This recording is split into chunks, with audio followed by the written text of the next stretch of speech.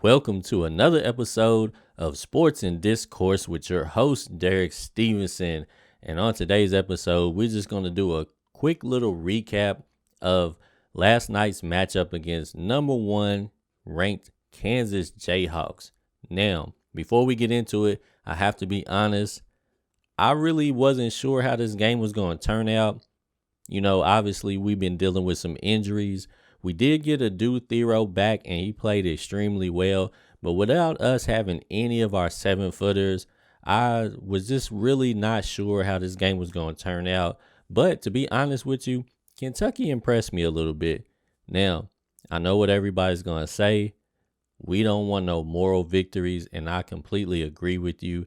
I don't want to go, yeah, but, we didn't this and we didn't that. I don't want to make all of these excuses. We already knew that we were going to be down all 3 of our 7-footers. So I think this was actually a really good test to gauge where we are as a team because let's just be honest, I don't really know when to expect any of the 7-footers back. I'm probably, if I'm being optimistic, I'm hoping for January. I feel like Aaron Bradshaw's injury was way worse than they let off initially. He even made a comment like to tell everybody chill. It's nothing, it's no big deal. But obviously he's still not ready. So it was a lot bigger of a deal than everybody was making it out to seem. Same with Onyenso, man. I think he twisted his ankle or something. He had a leg injury in one of the practices before the Global Jam. And I was anticipating or at least hoping that they would both be playing by now. But they're not here. And as far as Big Z is concerned, unfortunately, I'm getting to the point where I feel like this is going to be another Enes Kanter situation where he's just going to be another Wildcat that I'm going to say, we really wish we would have got to see Big Z play for UK, but unfortunately he may not. I'm still hoping, too, that maybe even though he might not get cleared for this semester, he will get cleared for the next semester and can at least play in January. But anyways, back to the game. Initially, I was worried just because of the size, right? And eventually, I do think the size wore on Kentucky. Especially, we pretty much was playing a short rotation. We were playing small ball. And, the people that follow my show know that I had kind of been hoping that we was going to start playing small ball over the last couple of years. I thought we had teams that was fit to do that. But Calipari just does not play small ball for whatever reason. But anyways, now he was kind of forced to do it, right? He didn't really have a choice. Only real big man he has is Trey Mitchell, which realistically, he's a power forward, but on the college level, certain matchups, he can do okay. He could probably be a center in certain scenarios, but probably he's always going to be the second or third biggest guy on the court until we get our 7-footers back. But Trey played pretty good. He did what I thought he was going to do. He made open shots, made some good plays around the bucket. He actually played really good defense.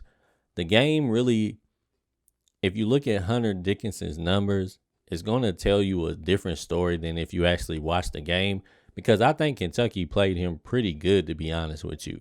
There was a lot of times where they were forcing Kansas guard to make bad, post passes. He was fumbling the ball a lot. There was a couple of times I think they tried to pass it into the post and it hit the rim. So Kentucky actually, to be as undersized as they were, they did a really good job playing defense. Even though if you look at the box score, you're going to see Hunter went crazy. I mean, I'm pretty certain that's probably the best game he's ever played. He pretty much did a little bit of everything. He hit some threes. He definitely rebounded the ball extremely well, which is to be expected when he really didn't have anybody close to his size. And he scored, I think he ended up with like 30 and 20 or somewhere around there. But overall, I think Kentucky did a pretty good job defending him as best as they could without any real true rim protectors. Now, I want to talk about my guy, Rob Dillingham. Y'all know that I love Rob Dillingham, and he did not disappoint, man. Rob Dillingham came out. He rose to the occasion.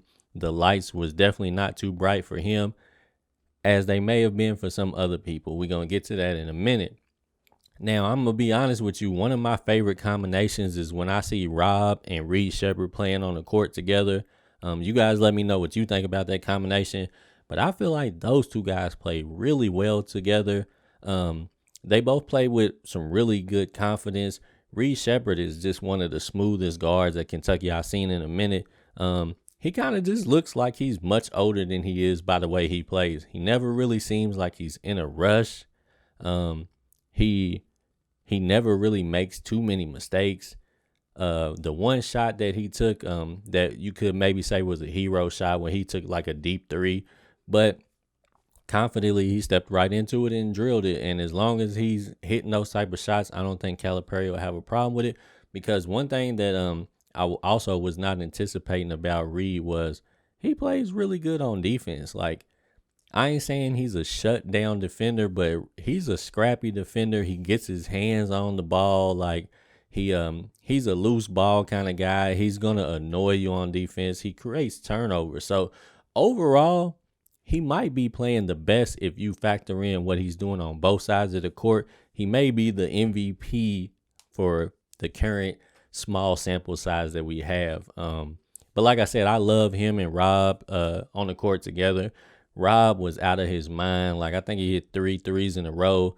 And the thing that I like about Rob, earlier Calipari had said that sometimes Rob makes him scratch his head because he does these weird overtime elite basketball plays, the and one style type of stuff. And he says he's just got to live with a couple of those each game. But the thing is, it's not necessarily a bad thing because Rob is one of those guys that there's just always a second move in his bag. Like, when he goes to the hole, he might not be able to turn the corner on his man, but if he can't get all the way around him, somehow he can get up a clean shot. He can switch to either hand. He can shoot off the wrong foot. So Rob is just always a threat to score no matter where he is on the court. And when he's playing confident, man, he just seemed like a guy that he can give you big numbers, which he did last night. Now, he definitely he didn't really get to do much in the second half. But he definitely sparked us and led us to, I think Kentucky was up by 7 at halftime, and he had 16 in the first half. So definitely shouts out to Rob. Hats off to you for rising to the occasion and being ready to play. Obviously, the best players on the court to me were obviously Trey Mitchell was steady. Reed Shepard and Dylan Ham was great. Adu Thero was outstanding to me, man. Adu Thero is definitely so much more improved than he was last year. He seemed so much stronger, more energetic. Whatever it was last year they were saying about him, like maybe he didn't work hard to get in his good condition. Maybe whatever it was that Calipari was disappointed in him last year, I'm sure he's made up for it because he seems to have worked really hard. I know he grew a little bit, but he definitely he's a utility player. He's just giving us a little bit of everything. He's gonna rebound. He's gonna play defense. He's tip dunking the ball, standing flat foot underneath the basket. So Adu is kind of just giving us a little bit of everything, and we're gonna need that. Without Adu last night, we probably would have got smoked. Because we would have only really had Burks, who didn't really play that great, and then Trey Mitchell. So we definitely need Adu. I mean, he's like our undersized, but plays big power forward, if you will. But now I got to get to the unfortunate part of this episode. DJ Wagner did not play good at all. Up until this point, he had looked good in most of the games they played. But last night against the top-notch competition, he just didn't really get stuff done that he normally gets stuff done. Usually you can count on him to give you a solid 12 to 14. But he just missed so many open shots last night. And when he was going to the basket, a lot of times he couldn't really turn the corner on his man. He was getting hung up a little bit. So he's definitely got some stuff to work on. I'm not going to jump out the window too much. I'm not going to try to overreact. I know it was just one game, but I definitely got to keep my eye on him because we're going to need him to, he's got to mature fast. A lot of these guys are coming to Kentucky to play 1 year of basketball and then go to the NBA. And if that's the case, we need you to be ready quickly. Like, we can't wait until like March for you to be ready. Like, we need you to be like rounding into shape like in these next couple of weeks, because Kentucky's not going to be able to make a deep run if everybody isn't playing well. And that moves me along to my next guy, which is Tone Reeves. I would I was a little disappointed in Reeves. He still ended up with good numbers, but he just kind of really shot the ball bad. Um, and the thing about Reeves is he just really wasn't able to make plays. So if he wasn't just shooting the ball, shooting jump shots, he really wasn't making nothing happen. And I know, um, when he played at Illinois State, he was really good in the pick and roll. And maybe he might not be able to create one on one, but he still needs to be able to make some plays for some other guys, because he can't just be out there playing one dimensional. That's going to hurt us, especially if he's not shooting the ball well. So Reeves and DJ, we definitely, if they're going to be our starting backcourt, we really got to get them in gear, because if not, Reed Sheppard and Dillingham is looking like they ready to step in and start making some stuff happen. And also, Justin Edwards was a little bit disappointing as well. And I hope that Justin Edwards doesn't fall into that same situation that Chris Livingston did at Kentucky, where he just kind of gets left out a little bit, doesn't really know how to find his way into the game. I know he was hustling hard. He was trying to make some, get in there and crash the glass and stuff like that. So, I know he's working hard, and I know he's trying to, get some stuff done. But him and DJ, man, they really got to just get focused and get ready. And DJ might have to give up on shooting as many long range threes as he did. If you're not shooting the ball well, you might just have to start taking some mid-range jumpers, man. And ain't nothing wrong with that. Like, I know the game has shifted into 3-point shooting, but if you're not really, on fire that night, if you're shooting the ball terrible, you got to get some easy buckets to where you're still pretty efficient. You still got to try to shoot a higher percentage. No matter what shots you taking, you might not be hitting threes, but if you could take a couple steps in and make a nice little mid-range jumper, we need that. Because overall, Kentucky plays pretty good. They really unselfish. They don't turn the ball over that much. So they pretty much did what they normally do. It's just that this is the first game where we kind of had a group of guys play bad. Normally it may be one guy that's off, but everybody else is playing pretty consistently. Everybody else is pretty much being solid.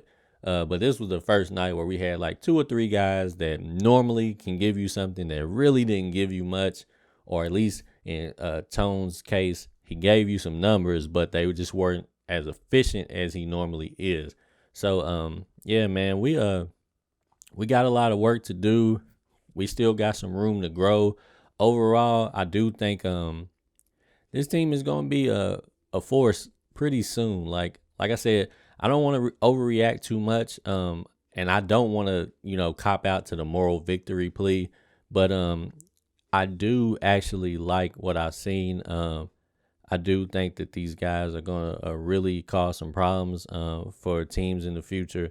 They just got to get ready, and hopefully if we get everybody back, I still would like to see them run some small ball, because I actually like the way when they have multiple guys on the court, 3 to 4 guards on the court that can move the ball, dribble, take some people out the dribble. It kind of just keeps the ball moving, and I'm afraid that if they put 2 big men out there, it could turn into what it was last year with us trying to force feed the ball down low like we was doing the Oscar Tshiebwe.